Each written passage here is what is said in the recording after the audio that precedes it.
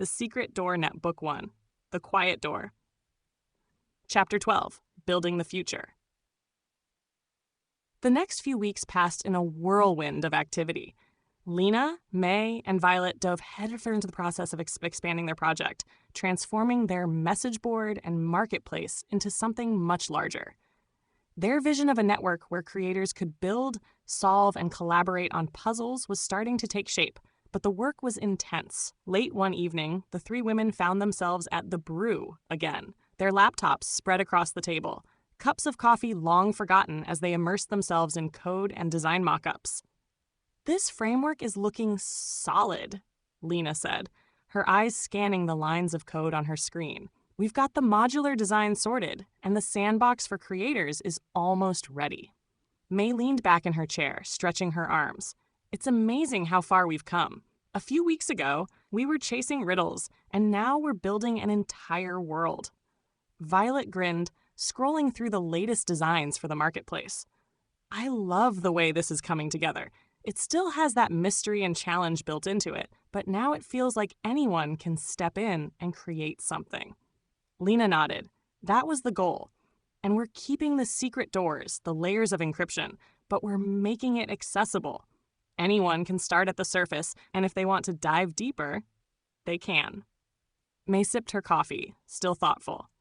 "I've been thinking about the community aspect, too. We're not just building a platform for creators. We're building a network. What if we added a feature that allows people to collaborate on puzzles, kind of like a shared space where multiple creators can work together on a challenge?" Violet raised an eyebrow, intrigued. "A collaborative puzzle room? That could be really cool. Imagine creators from different backgrounds working together to design a single complex puzzle. The layers could come from different perspectives, making the solution that much more difficult to figure out." Lina smiled at the thought. "I love it. That ties into the whole theme of connection. We're creating something that brings people together through puzzles, games, and collaboration." May grinned. "All right, let's add that to the list." As they worked late into the night, after discussing the finer points of design, encryption, and how to keep the spirit of discovery alive in their new creation, they realized how far they had come from those early days of chasing 1-800-5194. The hidden riddles and doors were still there, but now they were the ones setting the rules, crafting a space where anyone could become part of the mystery. Eventually, as the night wore on and their coffee went cold, they paused for a break.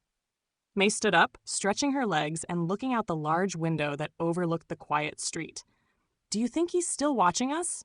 May asked, her voice soft. Violet looked up from her screen, her gaze following May's. "You mean 1-800-5194? May nodded. "Yeah, he hasn't posted anything since we met him. It's like he disappeared."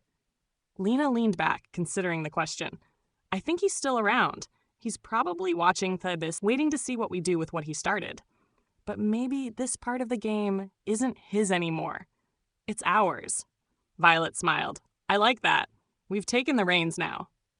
The three women sat in comfortable silence for a moment, reflecting on how much had changed since they first encountered Sir 1-800-5194 and his cryptic riddles. The challenges he'd set in motion had pushed them to grow, to think bigger, and now they were building something they couldn't have imagined when they started. As they packed up their things for the night, May turned to Lina and Violet with a playful smile. "Do you think he'll ever come back? Drop another riddle or show up with another puzzle?" Lina shrugged, a smirk playing on her lips. "Maybe, but if he does, we'll be ready for him this time." They left the coffee shop, the quiet streets of the city stretching out before them. The future was uncertain, but for the first time, it felt like they were in control of the game. The door had been opened. Now, it was their turn to see where it led.